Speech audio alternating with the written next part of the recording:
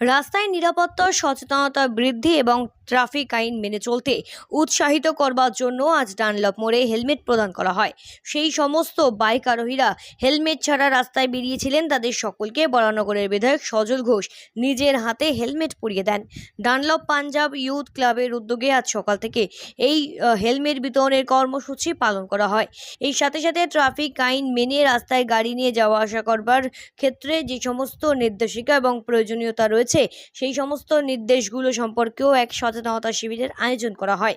Barrackpore police কমিশনারেটের traffic বিভাগের আধিকারিকদের সহযোগিতাও ছিল এই দিনের এই কর্মসূচিতে যথেষ্টভাবে। সম্প্রতি বরানগরে বিটিওরের ধারে স্কুলের পথে যাওয়ার সময় বিনা হেলমেটের কারণেই ভয়াবহ দুর্ঘটনার কবলে পড়তে হয়েছিল দুই পড়ুয়া সহ তাদের বাবাকে।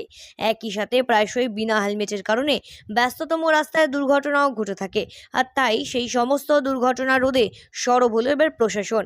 বিনা হেলমেটে বাইক চালানোর জন্য জরিমানার সাথে সাথে হেলমেট পরবার প্রয়োজনীয়তার বিষয়ে সচেতন করে বিধায়ক সজল ঘোষ নিজে। বিনা হেলমেটে যাতায়াতের ক্ষেত্রে যেমন দুর্ঘটনা ঘটে, তেমনই রাস্তার ধারে যেভাবে ইট বালি পাথরের টুকরো এগুলো ফেলে রাখা হয়, তার ফলেও কিন্তু বিপত্তি ঘটতে পারে। আর এই প্রসঙ্গে প্রশাসনের পক্ষ থেকে আইনগতভাবে কঠোর ব্যবস্থা নেওয়া হচ্ছে বলেও কিন্তু জানানো হয়েছে।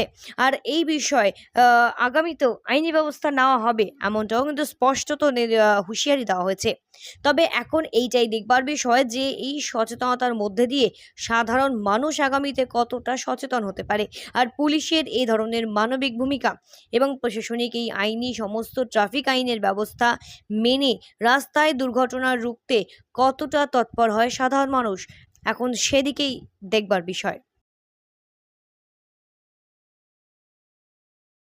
হচ্ছিল, আমি তাদের সঙ্গে আলোচনা করেছিলাম। আমি বলেছিলাম স্কুলের দুটো বাচ্চা এই জুলাই মাসের শেষ সপ্তাহে শনিবার দিন দুটো বাচ্চাকে নির্মম মৃত্যু আপনারা দেখেছেন। এই স্কুলেরই বাচ্চা ছিল, তাই বলেছিলাম যাতে একটা হেলমেট ড্রাইভ করা হয়, যেখানে যাদেরকে আজকে আমরা থামিয়েছি তাদেরকে পুলিশ মামলা দেয়নি, কিন্তু তাদেরকে আমরা হেলমেট দিয়েছি যাতে ভবিষ্যতে তারাও হেলমেট পরেন, সচেতন হয় না। কখনো কখনো তো এই ভুল আমিও করি, আপনিও করেন। আজকে আমি সিদ্ধান্ত নিয়েছি, আমি শপথ করেছি এই ভুল আমি আর জীবনে যাতে না করি। আপনারাও সেই শপথ নেন যাতে আপনারাও এই ভুল আর করবেন না। বরানগরে জল শুধু আজকে না, 50 বছর ধরে জমছে। আগামী 4 বছর বাদে, 3 বছর বাদে আর জমবে না, এটাই বলবো। এটা ম্যাজিক নয়। আপনি এতদিন কোথায় ছিলেন?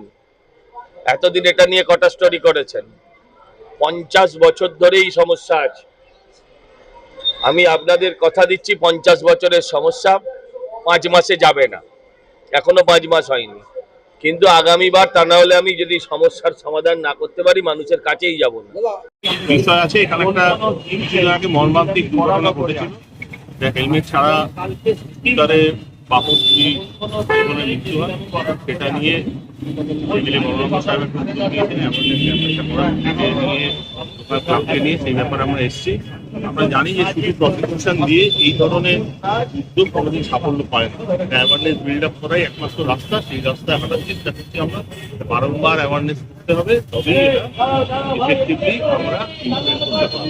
সেটাই এটা খুবই ভালো উদ্যোগ করেছে, একটা হেলমেট দিয়েছে। আর উনি এর আগেও বড় বড় দুর্ঘটনা ঘটেছে, তার জন্য উনি উদ্যোগ নিয়ে নিজেকে হেলমেটটা প্রদান করছে। আচ্ছা, হেলমেটটা কি বাক্সে পড়ে থাকবে? 800 টাকা খাবে? হেলমেট থাকে না, হেলমেট আপনার নিয়েই বেরোয়, একদিন হয়ে যেতে হবে। এই হেলমেট না পরে গিফটটা পেলেন, আবার কি হেলমেট না পরে বেরোবেন? না, এটাই পরে